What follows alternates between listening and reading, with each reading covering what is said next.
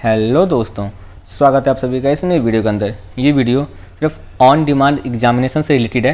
इस वीडियो के अंदर मैं आपको ऑन डिमांड से रिलेटेड हर एक चीज़ बताऊंगा, पूरा स्टेप बाय बताऊंगा कि कौन कौन एलिजिबल है ऑन डिमांड एग्जाम के लिए, कितने पेपर कितने सब्जेक्ट्स आप दे सकते हो ऑन डिमांड के अंदर, कौन कौन से सब्जेक्ट्स आप एग्ज़ाम दे सकते हो, इसकी डेट्स कब से ओपन होगी रजिस्ट्रेशन की, फ़ीस कितनी होने वाली है, एग्ज़ाम कब होंगे, प्रैक्टिकल कब होंगे। और आजकल आप यूट्यूब पे देख रहे होंगे, बस आपका बस एक ही थंबनेल आता है कि आप एक महीने के अंदर 30 दिनों के अंदर 12th पास करें, जो कि गलत है। अब मैं एग्जैक्ट चीज़ बताऊंगा, ये लोग वो कहाँ से बोल रहे हैं, बट एक्चुअल में एक महीने के अंदर कोई 12th क्लियर नहीं होता NOS से। अब इस वीडियो के अंत तक देखिएगा, अगर जो ऑन डिमांड वाले हैं तो एक ही चीज़ आपको मैं इस पूरी डिटेल में समझाऊंगा। चलिए अब हम वीडियो शुरू करते हैं। तो ये वीडियो जो है ऑन डिमांड एग्ज़ाम के लिए है, और ये जो सेकेंडरी लेवल के उनके लिए भी है, और जो सीनियर सेकेंडरी लेवल के उनके लिए भी है। जो सेकेंडरी लेवल के हैं उनके लिए उनके लिए जो टर्म यूज़ होता है वो होता है स्ट्रीम 3, और जो सीनियर सेकेंडरी वालों के लिए उनके लिए होता है स्ट्रीम 4। इनके अंदर अकॉर्डिंग आप लोगों को एडमिशन लेना होता है।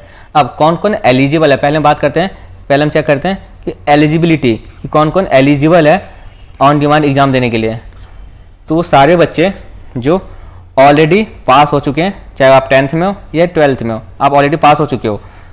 और उसके बाद अब वो भी कहाँ से, कोई रिकॉग्नाइज बोर्ड से। तो इसकी लिस्ट आपको मैं बता दूंगा या आप लोग दिखा दूंगा आपको कहाँ से चेक करना है। अगर आप ऑलरेडी पास हो चुके हो और आप चाहते हो कि आपके मार्क्स कम आए, तो आप उसको इंप्रूव करना चाहते हो, चाहे वो एक सब्जेक्ट हो या चाहे वो अप टू 4, मतलब आप एक से लेकर के 4 सब्जेक्ट, आप एक सब्जेक्ट के भी एग्जाम दे सकते हो और कोई से भी 4 सब्जेक्ट के भी एग्जाम दे सकते हो, ताकि आपके मार्क्स इंप्रूव हो सके। ये उन स्टूडेंट्स के लिए जो ऑलरेडी पास हो चुके हैं। दूसरे वो स्टूडेंट भी एग्जाम दे सकते हैं जो एग्जाम में अपीयर तो हुए थे, जैसे CBSE बोर्ड हो रहा है अभी, मान लीजिए आप लोग एग्जाम में अपीयर हुए थे, बट आप क्या हो गया, आप लोगों का एग्जाम क्लियर नहीं हुआ, तो वो स्टूडेंट भी अप्लाई कर सकते हैं। थर्ड स्टूडेंट कौन से, जो एलिजिबल थे एग्जाम देने के लिए, मतलब आप लोगों ने फॉर्म वगैरह सब फिल कर दिया होगा, बट किसी भी रीजन से आप लोग एग्जाम नहीं दे पाए, जो आपका जो रिस्पेक्टिव बोर्ड था, जैसे CBSE बोर्ड हो गया, बिहार बोर्ड हो गया, UP बोर्ड हो गया, राजस्थान बोर्ड हो गया, जो भी ऐसा बोर्ड था, उसमें से आप एलिजिबल थे एग्जाम देने के लिए, आपने सब कुछ फॉर्म सब फिल कर दिया था, बट किसी भी रीजन से आप अपीयर नहीं हो पाए अपना पब्लिक एग्जाम, तो आप लोग भी ऑन डिमांड एग्जाम दे सकते हो। तो आपका हो गया एलिजिबिलिटी, कौन कौन दे सकते हैं। अब हम सेकंड टॉपिक में बात करते हैं कि आप लोगों की फीस कितनी होने वाली है। तो आपके फीस स्ट्रक्चर है, अगर आप लोग चाहे आप सीनियर सेकेंडरी में है या सेकेंडरी में है, जो जिसमें भी है, ये स्ट्रीम 2 वालों के लिए, तो ये आपके लिए एलिजिबल ही नहीं है, अब इसको कट कर दीजिए। हम ऑन डिमांड चलते हैं। अब सेकेंडरी जो स्ट्रीम 3 के अंदर ऑनलाइन एडमिशन लेना चाहते हैं और जो स्ट्रीम 4 के अंदर ऑनलाइन एडमिशन लेना चाहते हैं, तो आप लोगों को जो सबसे पहले आता है रजिस्ट्रेशन फीस। तो आप लोग रजिस्ट्रेशन फीस कितनी होगी, अगर आप 12th में हो या आप 10th में हो, कितनी लगेगी, 480 रुपये पर सब्जेक्ट लगने वाला है। ये तो गया, आप जब आप रजिस्ट्रेशन फीस जब आप रजिस्ट्रेशन करोगे तो आपको कितना पे करना पड़ेगा एक सब्जेक्ट का। मान लीजिए आप मैक्सिमम कितने सब्जेक्ट, अब मैक्सिमम जो है आप ऑन डिमांड 4 सब्जेक्ट तक दे सकते हो।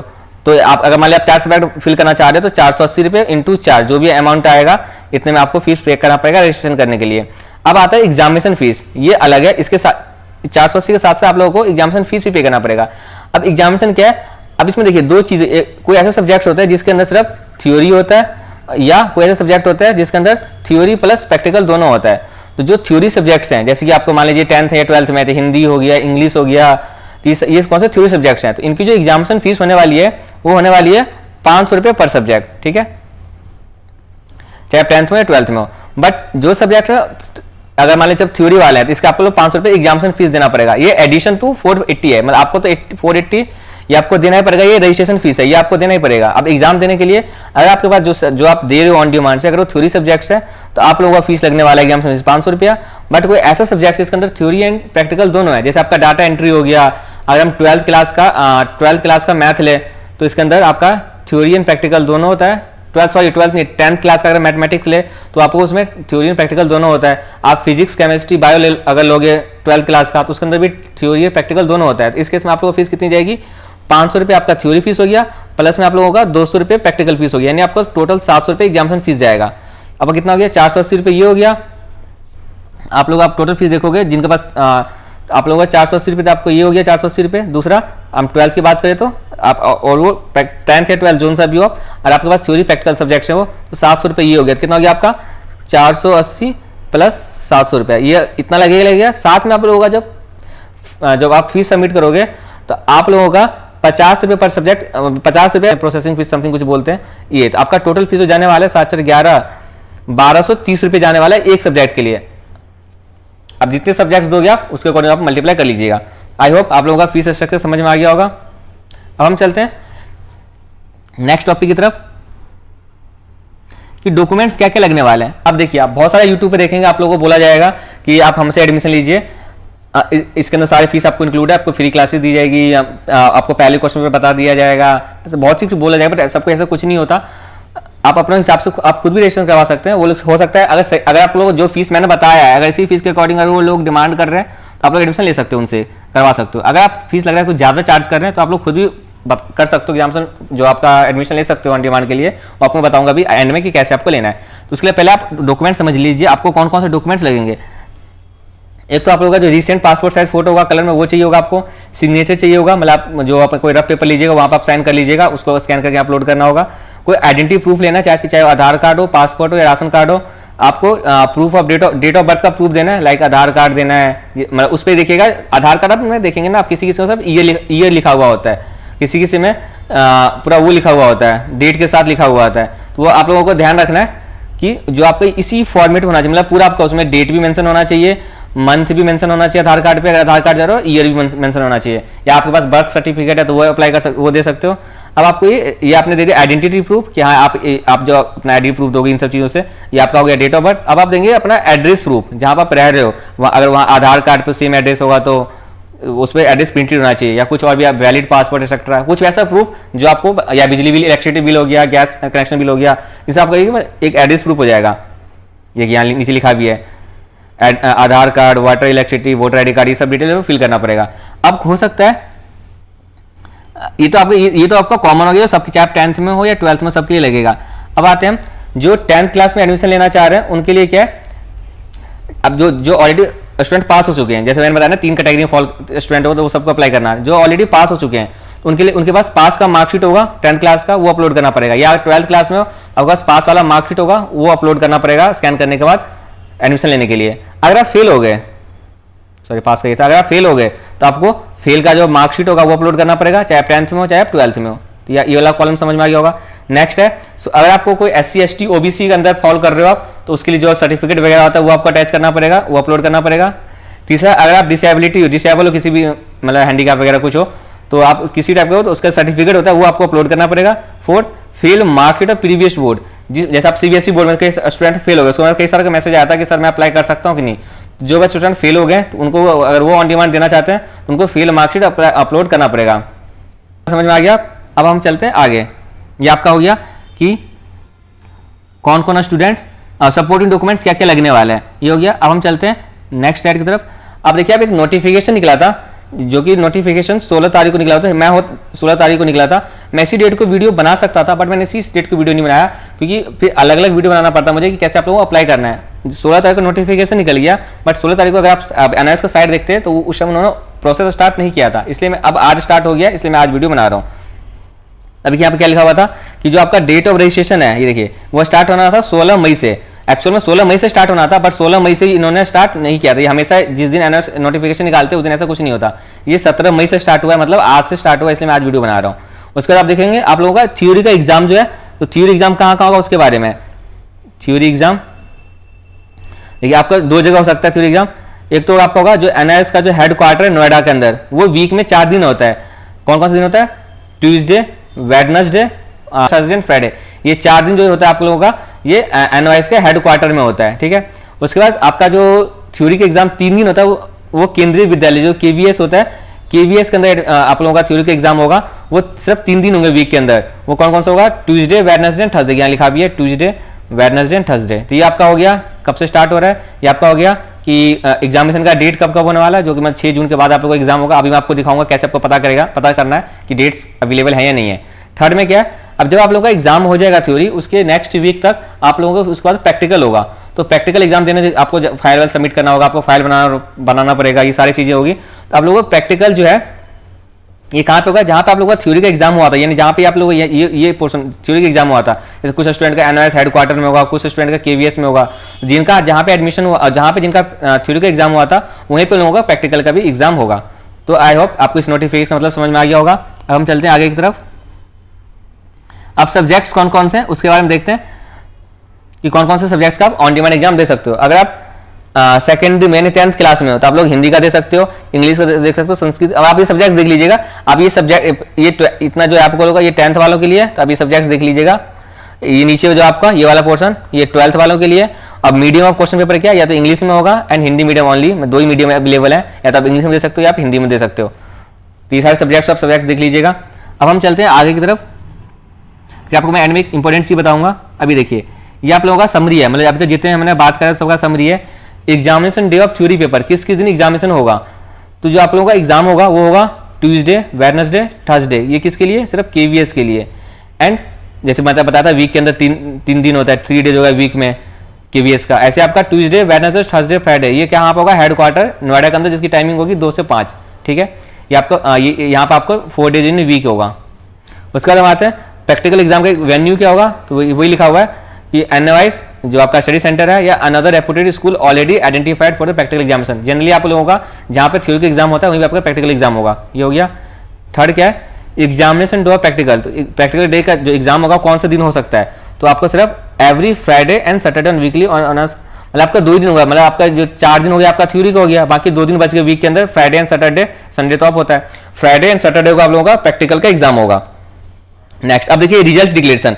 अब जो जितने भी यूट्यूबर्स हैं वो इसी को देख के रिजल्ट डिक्लेरेशन के लिए, क्योंकि एनएस ने नोटिफिकेशन मतलब एनएस ने अपने साइट पर डाल रखा है कि आप लोगों का जो रिजल्ट डिक्लेयर होगा वो हर महीने के जो जैसे मंथ एंड हुआ, जिस महीने एग्जाम हुआ वो मंथ एंड के उसके लास्ट डेट तक आप लोग रिजल्ट आ जाएगा। ये फरवरी में एग्जाम हुआ तो इसका जो रिजल्ट आ जाना चाहिए एज पर एनवाइस रिकॉर्ड के अकॉर्डिंग फरवरी लास्ट डेट तक आ जाना चाहिए। इसलिए जो जितने भी यूट्यूबर होते हैं वो बोलेंगे कि आप लोगों को 30 दिन 10th एंड 12th पास करें, फेल बच्चे 30 दिन में पास हो जाए। सीबीएसई वाले बोर्ड, सीबीएसई बोर्ड या जो भी बोर्ड होगा 30 दिन में पास करें, बट ऐसा कुछ नहीं है। ये बस पेपर में ही लिखा गया कि आपको 30 दिन के अंदर पास कर दिया जाएगा, बट अब एक्चुअल दिखाऊंगा अभी मैं आपको 2-2 ढाई महीने लग जाते हैं रिजल्ट आने में। तो आप लोग अपना आंसर कर लें कि जहां पे आप लोग आप किसी फील्ड के लिए एडमिशन लेना चाहते हैं, जैसे आपको कहीं कुछ ऐसे स्टूडेंट होंगे जो ऑलरेडी पास हो चुके हैं बट उनको किसी चीज में अप्लाई करना है, वहां पर जो मार्क्स क्वालिफाई नहीं कर पा रहे, जो मतलब मान लीजिए 70% मार्क्स मांग रहा है बट आपके 65% ही है, 5% कम हो रहे मार्क्स। इसके लिए आप लोग क्या करते हैं, बच्चे ऑन डिमांड एग्जाम देते हैं ताकि वो 70 कर ले और वो उसके लिए एलिजिबल हो जाए अप्लाई करने के लिए। बट ऐसा एक्चुअल में होता नहीं है, क्योंकि उनकी लास्ट डेट होती है उस तब तक लोगों का रिजल्ट नहीं आता है। तो पहले आप सिक्योर कर लें, आप जिस चीज ऑन डिमांड एग्जाम भरने जा रहे हो तो क्या उसका रिजल्ट ये कम से कम 2 महीने आप लोगों को लेके चलना है कि 2 महीने बाद रिजल्ट आएगा। तो देखिए उस टाइम आपके लिए बेनिफिशियल है या नहीं है। अगर है तो गुड, अच्छी बात है, आप एनवाइस ट्राई कर लीजिएगा। अगर नहीं है तो आपके पास कोई और बोर्ड आपके पास ऑप्शन है तो आप वहां ट्राई करिएगा। यहाँ तक आप लोग समझ में आ गया। ये रिजल्ट वाली बात हर कोई आप लोगों को झूठ बताता है। और हाँ, अब एक चीज और, अब उन स्टूडेंट्स के लिए जो ऑलरेडी भी ऑनलाइन ऑन डिमांड एग्जाम दे चुके हैं, उनका रिजल्ट आ चुका है जनवरी फरवरी वालों का, मार्च का अभी तक नहीं आया। और जो अभी एग्जाम देंगे उनका रिजल्ट, उस केस में क्या है, आप लोग अगर आप अपने रिजल्ट से सेटिस्फाइड नहीं है तो आप लोग रीचेक या री इवेल्युएशन भी करवा सकते हैं। जैसे जो नॉर्मली एग्जाम के लिए होता है रीचेक रिवैल्यूएशन, उसके लिए आप रीचेक रिवैल्यूएशन करवा सकते हो। ये तो आपका सारा डिटेल हो गया। अब आपको अप्लाई कैसे करना है वो मैं आपको बताऊंगा। आपको एनआईएस साइट पे आना है, एनआईएस साइट पे जाएंगे, देखिए आपको यहाँ पे एडमिशन वाला पोर्शन दिखेगा, इस पर आपको क्लिक करना है। क्लिक करने के बाद ये रखिए ऑन डिमांड। ये कल तक ये ओपन नहीं हुआ था। आप उससे पहले आप लोग क्या करिएगा, आपको पहले चेक करना है कि आपके सीट्स अवेलेबल हैं या नहीं है। ऑन डिमांड देखिए यहाँ पे सीट अवेलेबिलिटी चेक करना है। सॉरी एक minute, seat availability on demand. अभी देखिए जैसे इंडिया है, अब मैंने स्टेट सेलेक्ट किया, जैसे मैं दिल्ली में रहता हूँ तो मैं सबसे पहले डेट देखिए कि किसी डेट को अवेलेबल है। North west Delhi exam centre आप ले लेते हैं केंद्रीय विद्यालय, ठीक है। ये कल तक ओपन नहीं हुआ था, आज ही ओपन हुआ है, क्योंकि उन्होंने बोला 6 जून से। अगर आप नोटिफिकेशन देखोगे तो नोटिफिकेशन उन्होंने मेंशन कर रखा है कि आप लोगों का जो 6 जून ऑनवर्ड से एग्जाम स्टार्ट हो जाएंगे। यानी 6 जून के अगर सीट्स देखोगे आपको 48 सीट्स अवेलेबल है। तो आपको ऐसे चेक करना, आप जिस भी ये जो ग्रीन में आपको दिख रहे हैं ये तो सीट्स अवेलेबल है। अगर आप 6 तारीख को एग्जाम देना चाहते हैं तो आप 6 तारीख एग्जाम फिल कर सकते हो। अगर 7 को 8 को जो भी डेट है इसी डेट के अकॉर्डिंग आप लोगों का एग्जाम होगा। ये आपका हो गया जून का। ऐसे आप लोगों का जुलाई के डेट्स ही हैं, देखिए 50 सीट्स अवेलेबल है जो 60 सीट में। अगर आप जून में देखेंगे, जून में काफ़ी, जैसे यहाँ पे 2 बच्चों ने एडमिशन ले लिया है, यहाँ पे 1 बच्चों ने एडमिशन लिया है। ऐसे आपका ये हो जाएगा जुलाई का, सेम ऐसे आप लोगों का हो जाएगा अगस्त का, और ये हो जाएगा सितंबर का। ये 4 महीने ही होंगे, उसके बाद फिर अक्टूबर का तो वैसे एग्जाम होता है। आप लोग ऐसे सेलेक्ट कर लेना है। उसके बाद आप लोगों को अप्लाई कैसे करना है, तो अप्लाई करने के लिए मैं आपको बता दूं, आप लोग एडमिशन में जाना है, उसके बाद आपको ऑन डिमांड पे क्लिक करना है। अब देखिए जून टू सितंबर 2023 यहाँ क्लिक करना है। अब आपको ये सारा प्रोसेस एक ही करके फिल करते जाइएगा। सबसे पहले आपको स्टेट और यूनियन टेरिटरी जो भी आपको वो सिलेक्ट करना है। जैसे मैंने स्टेट सेलेक्ट किया या कि उसका यूनियन टेरिटरी है, जैसे मेरा दिल्ली है, मैंने दिल्ली सेलेक्ट किया। फिर आपको यहाँ पे आइडेंटिटी टाइप ऐसे आधार सेलेक्ट कर लिया, यहाँ पे उसका नंबर डालना है। एंड क्या आप ऑलरेडी, अब देखिए जैसे आपको सीबीएसई बोर्ड से ऑन डिमांड एग्जाम देना चाहते हैं आप लोगों को सेलेक्ट करना है नो, कि आप लोग एग्जिस्टिंग एनवाइस लर्नर नहीं है। अगर आप ऑलरेडी 10th आपने एनवाइस एग्जाम दिया था, आपका मार्क्स कम आ गए थे, फिर उसके बाद आप ऑन डिमांड देना चाह रहे हो, तो आप लोगों के लिए फिल करना, आप सेलेक्ट करना आप लोगों को येस, ठीक है। तो फिलहाल अभी मैं सीबीएसई लेकर चलोगे, जैसे नो है, आपको यहाँ पर सेलेक्ट करना कौन सा कोर्स, सेकेंडरी है सीनियर सेकेंडरी, फिर आपको यहाँ पर सबमिट कर क्लिक करना है। फिर आगे आपको बेसिक डिटेल्स आएगा, जहाँ पर आपको अपना नेम वगैरह सब सेलेक्ट फिल करना पड़ेगा, नेम क्या है, address, phone number, father name etcetera, ये सारा फिल करना पड़ेगा। फिर आपका ऑप्शनल डिटेल्स, वहाँ पे भी कुछ बेसिक चीज़ें आप फिल कर लीजिएगा। फिर आपको सब्जेक्ट्स, कौन से सब्जेक्ट्स आपको देने हैं वो सारे आपको सेलेक्ट करना पड़ेगा। फिर जो जो अभी मैंने आपको यहाँ पे बताया था, ये सारे डॉक्यूमेंट्स आपके पास होने चाहिए, ये सारे डॉक्यूमेंट्स आप लोगों को यहाँ पे सबमिट करना पड़ेगा। डॉक्यूमेंट्स अपलोड के बाद उसके बाद आप रिव्यू करिएगा और अपना फीस पेमेंट करके अपना सबमिट कर दीजिएगा। अब यहाँ देखिए, जैसे अगर ये था सीबीएसई वालों जो ऑलरेडी लर्नर नहीं थे, अगर ऑलरेडी लर्नर है तो उनके लिए एक और ऑप्शन ओपन हो जाएगा। यहाँ पे उनको एनरोलमेंट नंबर डालना पड़ेगा। मान लीजिए आप 10th में थे, ऑलरेडी आप लोग 10th पास हो चुके, बट आपका मार्क्स कम थे, तो आप लोगों को एनरोलमेंट नंबर होता है, वहाँ वो डिटेल फीड करना पड़ेगा।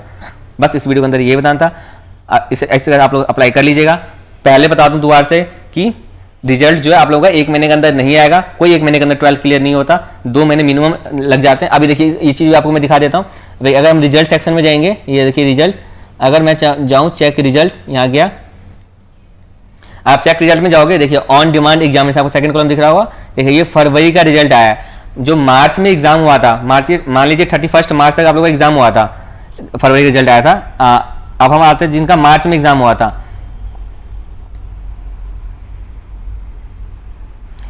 जिन स्टूडेंट का जो एग्जाम जो है 1 मार्च से लेकर के, जिन स्टूडेंट का एग्जाम 1 मार्च से 31 मार्च के बीच में एग्जाम हुआ होगा, तो अगर हम वो देखें एज पर एनवाइस क्या कहता है कि जिस महीने के अंदर आपका एग्जाम हुआ, यानी मार्च से एग्जाम हुआ, तो नेक्स्ट मंथ यानी अप्रैल के लास्ट डेट तक, 30 अप्रैल तक आप लोगों का रिजल्ट जो है डिक्लेयर हो जाएगा।